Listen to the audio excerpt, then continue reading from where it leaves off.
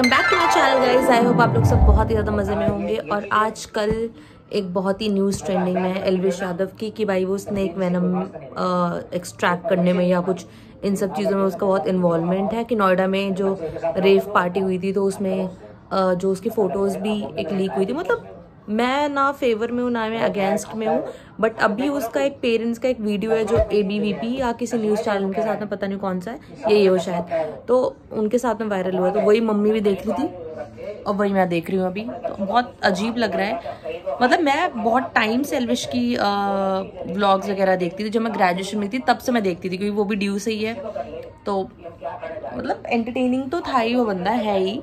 तो मैं अभी भी उसके 1 साल मैंने बीच में ड्रॉप कर दिया था, देखना बंद कर दिया था उसका, बट लेकिन फिर से मैंने दोबारा रीस्टार्ट करा। फिर बिग बॉस से मैंने फिर और ज़्यादा देखा उसको, ये वो। तो मतलब बेसिकली मैं फॉलो कर रही हूँ उसको काफ़ी टाइम से। मतलब पता नहीं बेसिकली कि क्या सीन है एग्जैक्टली कि वो इन्वॉल्व है इन सब चीज़ों में। जो वाइल्ड लाइफ प्रोटेक्शन वाले लोग होते हैं शायद उन्होंने जो करा, PFA पता नहीं क्या है वो, तो उन लोगों ने फोर्सफुली उसको वो करा है। तो मैं वही देख रही थी। मुझे ऑब्जेक्शन ये है कि भाई जो न्यूज़ एंकर है, न्यूज़ एंकर नहीं, जो बंदी ये जो रोमाना खान करके है, तो क्या नाम है वो, पता नहीं किसका राखी आने वाली है। अच्छा, इसका भी नाम? तो ये जो बंदी है जो रोमाना करके है, तो ये और एल्विश की जो मम्मा है सुषमा आंटी और ये जो अंकल है, तो मतलब मुझे ऐसा लगता है कि जब ये लोग इंटरव्यू ले रहे हैं उनका, मतलब ये सब जो पूछ रहे हैं क्वेश्चंस, तो इन लोगों को तो न्यूट्रल रहना चाहिए ना, जो मीडिया वाले बंदे हैं, जो न्यूज़ वाली बंदी है, तो उनसे क्वेश्चंस पूछते हुए। बट मुझे ऐसा लग रहा है ये अगेंस्ट में ही उसके बोल रही है कि आपको नहीं पता था आपका बेटा ऐसा है, आपको नहीं, आप तो न्यूट्रलाइज्ड हो गए ना। क्यों मम्मी, उसने तो बुलाया है ना अपने उसमें, तो उसको तो नॉर्मल रहना चाहिए ना, तो वो उसका फेवर लेना चाहिए ना ही उसके अगेंस्ट में जाना चाहिए। बट जैसे वो क्वेश्चंस पूछ रही है उससे, तो उस हिसाब से तो ऐसा लग रहा है ऑलरेडी उसने डिसाइड करा हुआ, उसको बना दिया है कि हाँ इज अ क्रिमिनल, और उसने पक्का करा है। बट जो कि टू बी वेरी ऑनेस्ट तो मुझे नहीं पता, पर जो स्टोरी सुनने में आई है कि अगर आप किसी पार्टी में जाते हो या कोई भी आपको ऐसी नई चीज दिखती है, बीइंग अ व्लॉगर या बीइंग अ नॉर्मल इंसान भी, आपको लगता है ना क्यूरियोसिटी होती है कि भाई फोटोज लेता हूँ ये वो। अगर ये स्टोरी सच है कि एल्विश ने सिर्फ और सिर्फ फोटोज ली थी मम्मा, है ना, सबके सामने फोटोज वोटोज जो भी ली थी, अगर वो सच है, सोचो यार, तो एक मतलब बेचारा आदमी जो इनोसेंट है वो जेल के पीछे है, उसको सिर्फ जुडिशियल कस्टडी में रखा गया है फिलहाल। बट लेकिन लेके पता कैसे गए मम्मी, उसको लेके ऐसे गए कि आपको हम लेके चलते हैं, मतलब स्टेटमेंट लेनी है, पुलिस ने ऐसा बोला। तो फिर उसके पापा मम्मी ने बोला ओके ठीक है हम कोऑपरेट करेंगे। बिल्कुल सही बात है, आदमी अगर नहीं किसी ने क्राइम करा है तो आदमी कोऑपरेट करते हो, डरता नहीं किसी चीज से।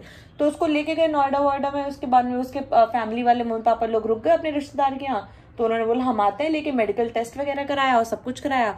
उसके बाद में उसका कोई स्टेटमेंट नहीं लिया और सीधा उसको जेल ले गए। क्योंकि उसके फादर अभी मुझसे मिलने भी गए थे, तो उन्होंने ये भी कन्फेस करा कि मैं मिलने गया था, तो उसने बोला कि नहीं पापा मुझसे कोई स्टेटमेंट नहीं ली, कुछ भी नहीं लिया और यहाँ पे बंद कर दिया। अब बताओ भाई, तो हर वक्त पैसा भी इंसान का काम नहीं आता। हमें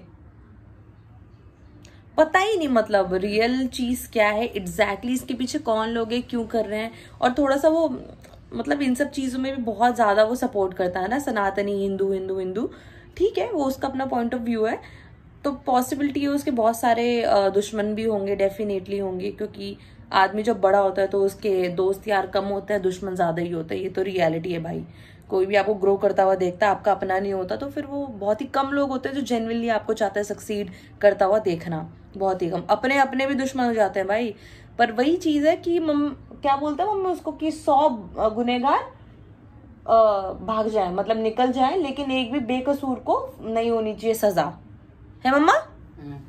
बोलो, किसी भी बेकसूर को नहीं होना चाहिए ना, भले ही 100 गुनहगार निकल जाए आपके। तो वही चीज है। तो कभी भी कमेंट नहीं करना चाहिए किसी के भी उस पे, जब तक आपको रियलिटी ना पता हो। अब ऑब्वियसली वो हम जैसे नॉर्मल लोगों को कैसे पता होगा कि कैसे पता होगा, लेकिन जो भी है बस हेट मत फैलाओ भाई। अगर आपको पता है तो ही बोलो, अदरवाइज नहीं मत बोलो। मैं कोई फेवर में नहीं हूँ उसके, बट मैं उस वीडियो को देखने के बाद में उसके पापा मम्मी का, तो आई एम वेरी लाइक कि यार अगर जस्ट इमेजिन कि वो इनोसेंट है तो उसके पेरेंट्स के ऊपर क्या गुजर रही होगी। तो बस वही है, always be positive, stay supportive and अच्छा सोचो दूसरों के बारे में भी यार।